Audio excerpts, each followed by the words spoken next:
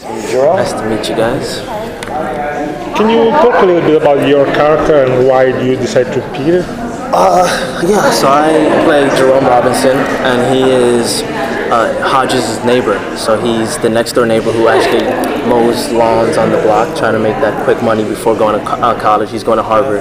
So he's also very intelligent. He's very wise. And in terms of other characters, he's very naive. You know, he doesn't know a lot, but he wants to know everything. And I think that's probably why I chose the character, because he's so driven. And he's one of those characters who you can look at and say, I trust him, and I trust that he's going to get the job done. It's almost like playing a superhero to me. It was fun playing Jerome because Hodges always called for help and always needed the help and always did her help. So it almost felt like I was playing a superhero, you know. And that's kind of what Jerome is, low key. Yeah. So did you read the book before you were cast? Yeah, I did. But I was talking about how I don't really like reading much. I gotta change that. I know. I'm more of a visual person, but I did read Mr. Mercedes, but it took me a month, a full month. It took me from like December 3rd to January 7th or 8th, so maybe a little over a month. But I was saying, Stephen King does this thing where I've read the Twilight books and a couple books that school made me read, you know, but I have never had an experience like I've had reading the Stephen King books. Reading Mr. Mercedes, even after a month, I still remembered almost detail for detail what I read a month ago, and that's what Stephen King knows how to do. You know, he knows how to keep things stuck in your head. So reading the book, my mom's like, why did it take you a month? And if it took you a month, how did you remember anything you read before? And it was like, it wasn't hard. I mean, from the moment Jerome steps into the book and the moment he finishes, I was able to map it all out in my mind just after reading the book. Yeah. And the book is always easy to, if I ever had questions, I'd go back to the book.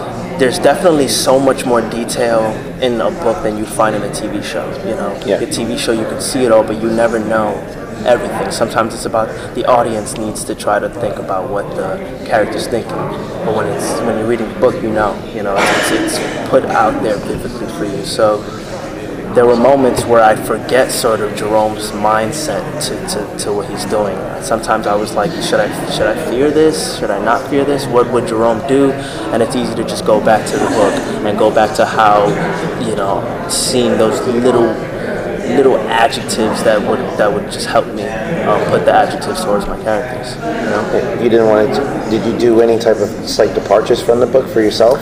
Say it again? Did you take any departures from the book? Yeah, yeah, that whole wise guy. You can do just by reading Jerome's way of speaking in the book.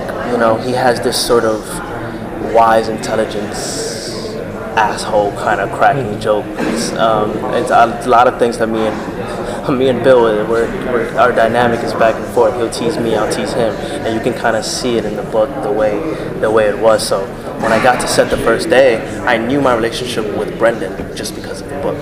You know, I hadn't met Brendan before my first day of shooting with him, so it wasn't like we had the time to sit and talk about our dynamics. We kind of came in knowing what our dynamics were just from how Stephen King wrote it in the book. You know. Is there anything in Jerome's character in which you can relate yourself in some way? Yeah, I guess sort of that driven mentality. Like he's tracking a killer, and he's 17 years old. You know, Not many 17-year-olds would want to. Once you find out it's a killer, you're gone. You're like, nah, you're good. That's all. I would stop. I would stop. But Jerome is so driven, and he's so motivated to get the job done. And that's something that my mom has always instilled in me, and she's always made sure that I got the job done the way Jerome would get the job done. So, yeah, I think that'd be our biggest similarity, just sort of that motivational drive. And I like to be funny, you know. I think I'm pretty funny. Jerome's funny, so I'm not gonna lie. Super funny. Yeah. So how was the filming? You didn't know him beforehand, and you just kind of pulled all that from the book, but was it easy to transition when you started filming with him? Yeah, it was easy because of him, because of Brendan and Jack Bender. It was easy to sort of jump into this whole TV show mode. I didn't really know what to expect. I was in school the semester before, so I was taking classes, and then suddenly I'm on this TV set for 6 months. I was definitely nervous, but Brendan has this warmth on set. He has this ability as an actor to make another actor feel like the actor belongs.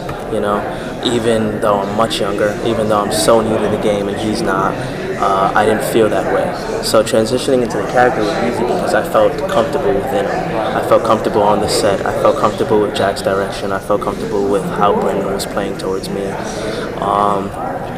So yeah, to my surprise, it wasn't too hard to transition into doing this show and into this character. And then, like I said, Stephen King gives you, it's much easier to play a character who's already been given so much life through the words, you know? Yeah. Did you have any questions that you posed directly to Stephen? I never met him. I never got the chance to meet him. So the one time he went to set, I was gone. I was in New York.